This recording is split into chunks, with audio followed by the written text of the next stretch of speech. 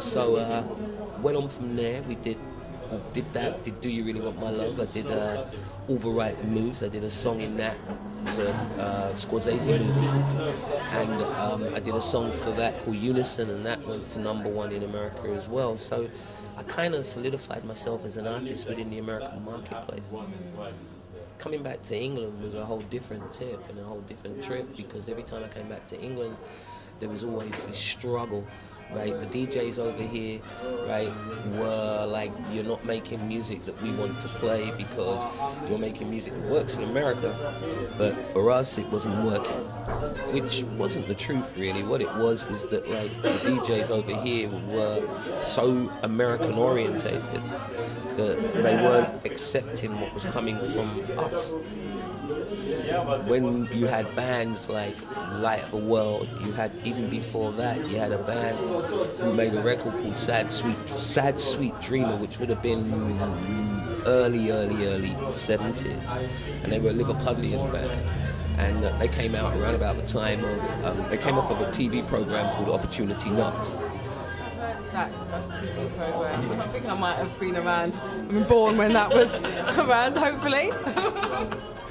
All of that was going on, and like The Real Thing and stuff like this, all of that stuff that was going on at that time was the beginnings of what you have today, which is like you would see your rappers, your grime artists as you call them, in terms of your Tiny Tempers and your Chipmunks, and I can't remember the other one, is it Warrior 23 and all of this stuff, right? You know, they've come from a long line of history that has made it possible for them to be able to do what they do, and to get an audience within the UK who's into their sound.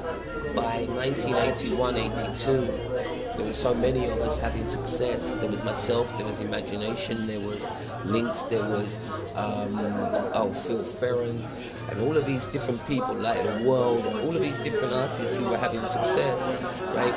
More in the 80s, really, yes, because, like I said, that side, I used to listen to your songs then as well, so...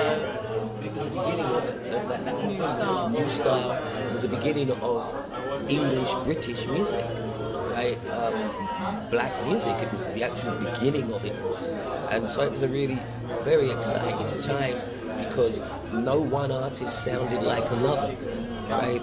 So that was also great, because you would like another artist's music. It's like I used to like, there was a second album made by Imagination, and I was in a studio in America, and I remember Madonna was next door, and Madonna came in with this album, right? It was called In the Heat of the Night, and she played it to a producer, a guy called Pat Leonard, and turned and said, I want to make music like this, right?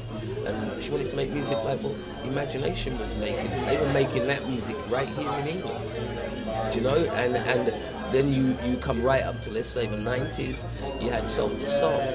Soul to Soul then broke through, and if you went around the world, you'd hear the same kind of Soul to Soul beat everywhere in the world.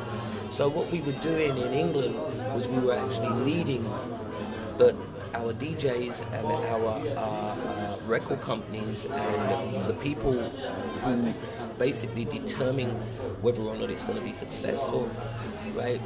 We're feeling it.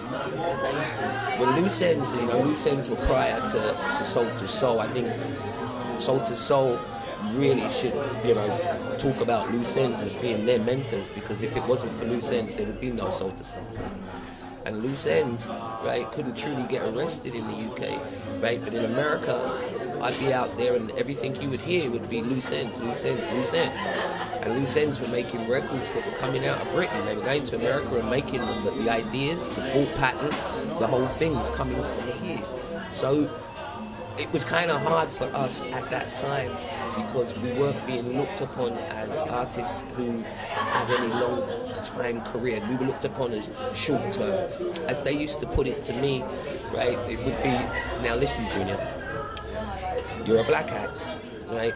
We don't put money into black acts. What we do, we give the records to the DJs. If the DJs play the record, right, and it looks like it's going to happen, we might put some money in behind it and see, let's see what goes on. That's how it was. That was the emphasis back then.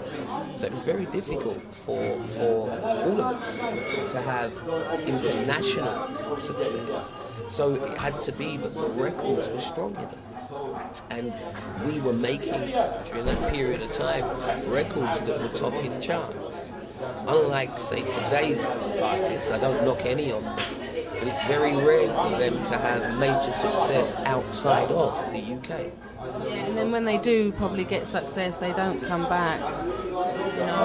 It's like anything, I suppose. It's a sign of the times. If you're going to have success nowadays, right, and you know that you can make $1 million in America, right, but you're going to make £5 in England, you're going to go to America, and I don't wrong them, right, and I can understand it and I can see it.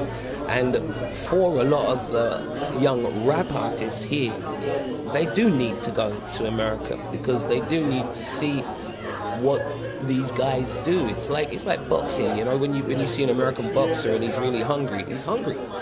So when he goes up there, he performs. In England, it's a bit like you're too laid back. You feel like if you love me, so what?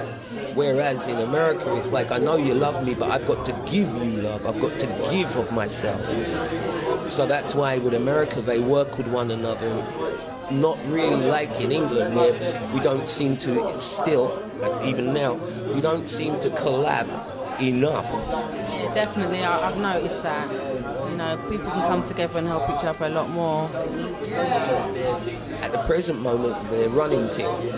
It's their music that seems to be the most successful, but none of them seem to be able to come together as a force, right, and actually determine, dictate, put things out there, bring through new artists continually, right, market their own thing, push it out there so that a Tiny Temple works with a Chipmunk, but then Chipmunk brings in some young girl who's a great singer, and that girl then brings in somebody else. So you move the whole thing along. It would seem to me that most just seem to want to be stars and don't fully grasp the fact that, like, they need to establish a solid industry. Right? It's been now 40 years since we've been making music from my time coming along, and we still don't have a foundation within black music where young kids can go to and have help through that foundation, money being put into it to actually help to develop young kids coming through, bringing them out on the road with you so that they know what it's like to play live, right? Not ripping them off, bringing them on, bringing them through. It's still not happening, and that really says to me that it's gotten even more selfish than it was back in my day. And that's such a shame because, right, with their success, for instance, like you would have the Chipmunk go and he does a track with, what's his name in America? I can't remember his name. Chris Brown. He does a track with Chris Brown in America. Now, if Chris Brown's mindset wasn't coming from what he had seen before, he wouldn't have done that. It would have made no sense to do it. But he can see the benefit of bringing in Chipmunk. Now, in his mind, most probably he's saying, right, who are you bringing, Chip? Who have you got in England that you're bringing? In America, they more do that as well, don't they? They help out their own a little bit more. More turn into producers. I think it's not even, we got Labyrinth, I think the guy's name is. He's a great little producer. I like his stuff, I like his ideas, and I like where he's going. He's very individualistic, and I really like that, right? And he seems to be putting together various artists, but it would seem like back in the day, you have a successful producer, the record industry rinses him. So everybody turns around, everybody works with that producer until that producer dries up, which is normally after a year, 2 years, and then you never hear of him again. Really, they just end up in the background. Been bringing through as you're going along, so that if you look at, for instance, if you go back and you look at, let's say, Interscope as a distribution company and also as a label, and if